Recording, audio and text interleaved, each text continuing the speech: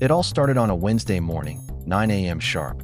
I was sitting outside the glass tower of Magnus Corp, a Fortune 500 company with a logo that looked like a glowing pyramid, very Illuminati chic.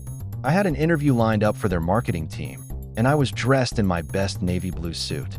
But as I was about to go in, I saw a guy walk out wearing a bright yellow banana-printed tie. Then another passed by. Pineapple socks. A third. A watermelon lapel pin. Was this a fruit-themed dress code? Panicking, I ran across the street to a pop-up stand and bought the most colorful thing I could find, a ridiculous banana tie.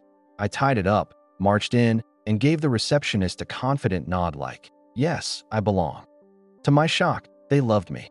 Finally, said my interviewer Lisa, someone who gets our culture. We value creativity and boldness. I was hired on the spot. First week, bliss. Everyone dressed like a walking smoothie. I bought more fruity accessories than a Caribbean fruit stand. I even started saying things like, that idea needs more mango energy. I was blending in perfectly. Until one Monday, in week 4, I came in with a regular, plain black tie. Silence. Lisa stared at me like I'd slapped a puppy. You okay? She whispered. I just wanted to keep it simple today, I said. She nodded. But it was the kind of nod you give someone who just announced they eat mayonnaise with a spoon. Slowly, things shifted. I started noticing how everyone agreed in meetings, even when the ideas were dumb. Like Todd's idea of launching a dating app for pets called Perfect Match. No one objected. They clapped. They cheered. So I decided to do something radical. I disagreed. Politely, but firmly.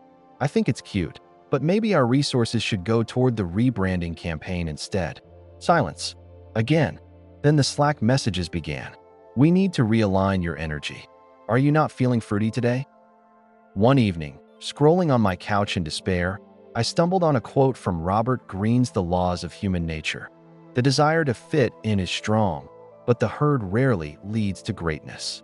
Conformity is the enemy of originality. It hit me like a lemon to the face. I realized I'd morphed from a creative, curious person into a banana-wearing yes man, just because I wanted to belong. I wasn't being bold. I was being compliant. And now I was both inauthentic and miserable. So I planned my rebellion. At the next team meeting, I walked in wearing a black turtleneck. No accessories. No pineapple socks. Nothing. I pitched a genuine idea. A social campaign rooted in storytelling and real human emotion, instead of memes and fruit. The room froze. Then Todd, the Perfect Match guy, raised his hand and said, This actually sounds profound. Half the room agreed. The other half? They looked like I'd stabbed the company mascot, which was, of course, a giant peach. HR called me in. Lisa sat across the table, arms folded. Are you trying to undermine our culture? She asked. No, I said. I'm just trying to be real. She sighed. Real is risky. Around here, we like safe. And that's when I knew. This place wasn't creative. It was performative. And I had outgrown the fruit basket. I resigned that Friday. For a month, I freelanced. I wore black. I wore denim. I wore mismatched socks without ironic intention. I was lost, but I was also free. Soon, I got clients who liked me for my ideas, not my fruit-themed ties. One of them, a mental health startup who said, We're tired of people just saying what sounds cool. We want someone real. I gave them my idea.